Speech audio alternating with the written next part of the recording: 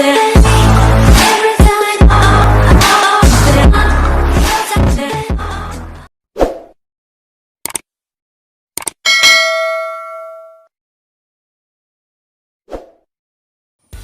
കോഴിക്കോടിൻ്റെ സ്വന്തം മുട്ടമാലയും മുട്ടസുറുക്കിയും കണ്ണൂർക്കാരിയായ ഞാൻ ഉണ്ടാക്കിയ എങ്ങനെ ഇരിക്കുമെന്ന് നമുക്ക് നോക്കാം. അപ്പോൾ എന്നെ ആദ്യമായിട്ടാണ് നിങ്ങൾ കാണുന്നതെങ്കിൽ സബ്സ്ക്രൈബ് ചെയ്യാൻ മറക്കണ്ട. അല്ലാത്തവർ ലൈക്ക് ചെയ്യുക, ഷെയർ ചെയ്യുക, കമൻറ്റ് ചെയ്യണം ആക്കി നോക്കിയിട്ട്. അപ്പോൾ അതിനാവശ്യമായിട്ടുള്ള മുട്ട ഞാൻ ഏകദേശം ഒരു 10 മുട്ട എടുത്തിട്ടുണ്ട്. 10 മുട്ടയുടെയും വെള്ളയും മഞ്ഞയും ഇതുപോലെ തരംതിരിച്ചെടുക്കണം. നമ്മൾ മഞ്ഞ കൊണ്ടാണ് മുട്ടമാല ഉണ്ടാക്കുന്നത്, അതുപോലെ മുട്ടയുടെ വെള്ള ഭാഗം കൊണ്ടാണ് നമ്മൾ സുറുക്കി ഉണ്ടാക്കുന്നത്. മധുരം ഇഷ്ടമുള്ളവർക്ക് ഉണ്ടാക്കാൻ പറ്റിയ ഏറ്റവും നല്ല ഒരു പലഹാരമാണിത്. നമുക്കിത് അരിച്ചെടുക്കുമ്പോൾ നല്ലപോലെ മിക്സായി വന്നോളും, പിന്നെ മിക്സ് ചെയ്യേണ്ട ആവശ്യമൊന്നുമില്ല. ഇനി ആ ഒരു മഞ്ഞ നമ്മൾ ഇങ്ങനൊരു ബോട്ടിലിൽ ഹോൾസ് ഇട്ടിട്ട് അടുത്തടുത്തിടാൻ പാടില്ല, ദൂരെ 3 ഹോൾസ് ഇട്ടിട്ട് ഇതിലേക്ക് ഒഴിച്ചു വെക്കും. ഇനി നമുക്ക് ഒരു കടായിലേക്ക് വെള്ളം ഒഴിച്ചു കൊടുക്കാം. 1.5 കപ്പ് വെള്ളമാണ് ഞാൻ എടുക്കുന്നത്. 1.5 കപ്പ് വെള്ളത്തിന് 3/4 കപ്പ് ഹൈ ഫ്ലെയിമിൽ ഇട്ടിട്ട് തന്നെ അലിയിച്ചെടുക്കുന്നതാണ് നല്ലത്, എന്നാൽ വേഗത്തിലായിക്കോളും.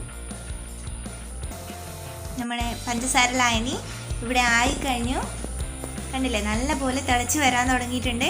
ഇനി നമുക്ക് ഇതിലേക്ക് മുട്ടയുടെ വെള്ള ഒരു 2 സ്പൂൺ ഒഴിച്ചു കൊടുക്കാം. നമ്മുടെ പഞ്ചസാരയിലൊക്കെ അടിഞ്ഞു കൂടുന്ന വേസ്റ്റ് ഉണ്ടാകും, അല്ലെങ്കിൽ അഴുക്കുണ്ടാകും.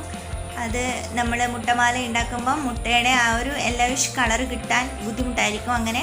അപ്പോൾ അത് നീക്കം ചെയ്യാൻ വേണ്ടിയിട്ടാണ് നമ്മൾ ഇതുപോലെ ഒരു സൂത്രപ്പണി ചെയ്യുന്നത്. ഇങ്ങനെ തിളച്ച് വരുമ്പോൾ അതിലുള്ള അഴുക്കൊക്കെ ഈ മുട്ടയിലേക്ക് ഒട്ടിപ്പിടിക്കും.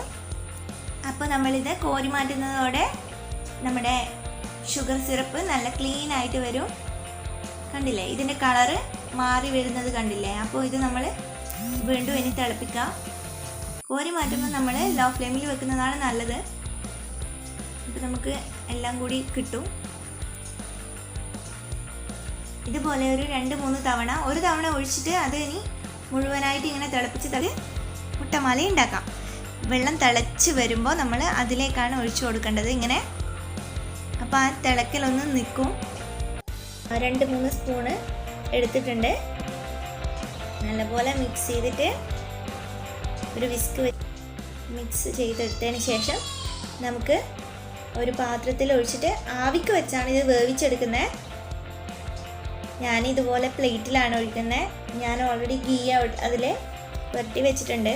ഇതിന് നമുക്ക് ആവിയിൽ വെച്ച് വേവിക്കാം. ഒരു 5-10 മിനിറ്റ് വേവിക്കാനേ ഉള്ളൂ.